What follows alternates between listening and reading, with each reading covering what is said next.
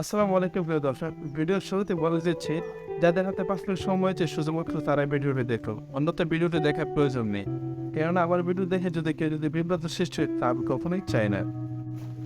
সাম্প্রতিক ঘটে যাওয়া মালয়েশিয়া এক আর্থিকজনিত এক ঘটনা, যেটা আমাদের দেশের সরকার চাইলে আটকাতে পারত, কিন্তু কেন পারে নাই, পুরো প্রসঙ্গে আজকের এই ভিডিও।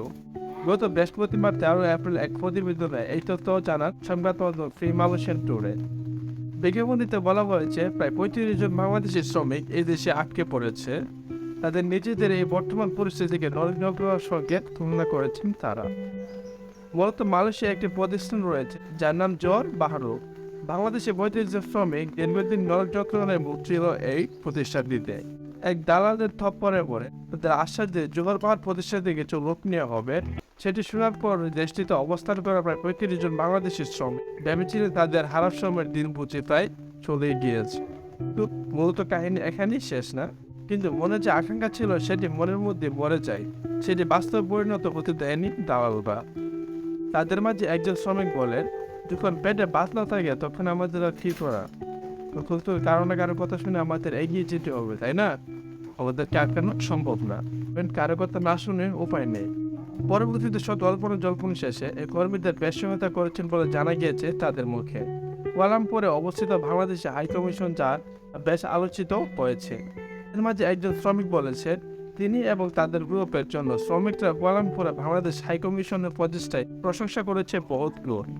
তাদের এই আর্তনাদ মুহূর্তে তাদের এই কমিশন সন্ধান পেলে, যা আমাদের ভোলার মতো না। এক বাংলাদেশি শ্রমিক বলে, আমরা আমাদের পাসপোর্ট ফেরত চাই। একই সঙ্গে আমাদের এখানে কোনো চাকরি দেওয়া হোক, বা সেটি না হলে বাংলাদেশে ফেরত পাঠিয়ে দেওয়া হোক, সেটি আমাদের শেষ আশ্বাস। বাংলাদেশ এবং মালয়েশিয়া কুয়ালালামপুরের যে অবস্থিত রয়েছে তাদের কর্তৃপক্ষের কাছে আমাদের বিনতি অনুরোধ, যেন আমাদের কোনোরকম কাজই না হোক, যেন আমাদের দেশে ফেরত পাঠিয়ে দেয়। এই আর্তনাদ যন্ত্রণা দেয় আর সহ্য করছে না আমাদের।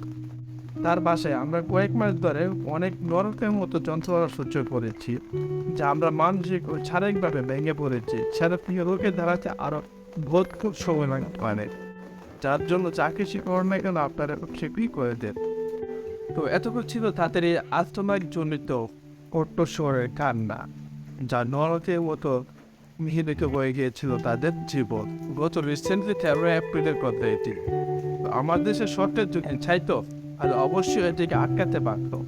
আমাদের দেশে রেমিটেন্সের মাধ্যমে কোটি কোটি টাকা আমার দেশে আসে। দালালদের কিভাবে সাহায্য করবে আমার দেশ? কারণ দালালদের থেকে যে কোটি কোটি টাকা নিয়ে আমার দেশের যে বড় বড় যে বিলগুলো হচ্ছে, আদার্স অন্য কিছু কাজ যে হচ্ছে, সেগুলো তো দালালদের যে চালাচ্ছে, তাই না? আমার দেশের বাইরে যে বাইকগুলো থাকে রেমিটেন্সের মাধ্যমে টাকাগুলো দিই, সেগুলো তো অল্প টাকা। যে দেশের মানুষকে যদি দালালদেরকে যদি সরকার যদি ধরতে ব্যর্থ হই, তাহলে সেই দেশের জনগণ জনসাধারণ দেশ বিদেশে গিয়ে কিভাবে তারা শান্তি পাবে? আমি কাছে বিরতি নিবেদন যে আমার দেশের যে দালালরা আছে, ওরা তাদেরকে কঠোর থেকে কঠোরতম শাস্তি দেন। তাদের যদি এরকম ভবিষ্যতে কোন কাজ না করতে পারে, সেই সম্পর্কে সরকারকে আরো গুরুত্ব সহকারে অতিরিক্তভাবে গঠন করতে হবে তাদের প্রতিষ্ঠান। আর অন্যথায় আমার দেশের ভাইয়েরা যদি অন্য দেশে যায়, এবং অন্য আরেকটা কথা, দেশের মধ্যে কত কাহিনী করছে দেখেন। ইন্ডিয়া, ভারতদেশ, তারপর পাকিস্তান, মায়ানমার, ওই দেশগুলো থেকে যদি যেগুলো দেশের মধ্যে যাবো, তাদের রেট থেকে আমাদের বাংলাদেশ থেকে দ্বিগুণ কম টাকা নেই তারা। আমাদের দেশ থেকে দ্বিগুণ 20 টাকা নেই। এটা কেন হচ্ছে? এটা কেন হয়?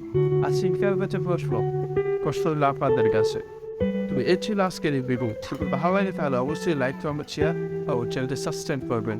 আর যারা অলরেডি করে হচ্ছে তাদের অসংখ্য ধন্যবাদ। এতক্ষণ আমাদের সাথে থাকার জন্য সবাইকে ধন্যবাদ। আসসালামু আলাইকুম।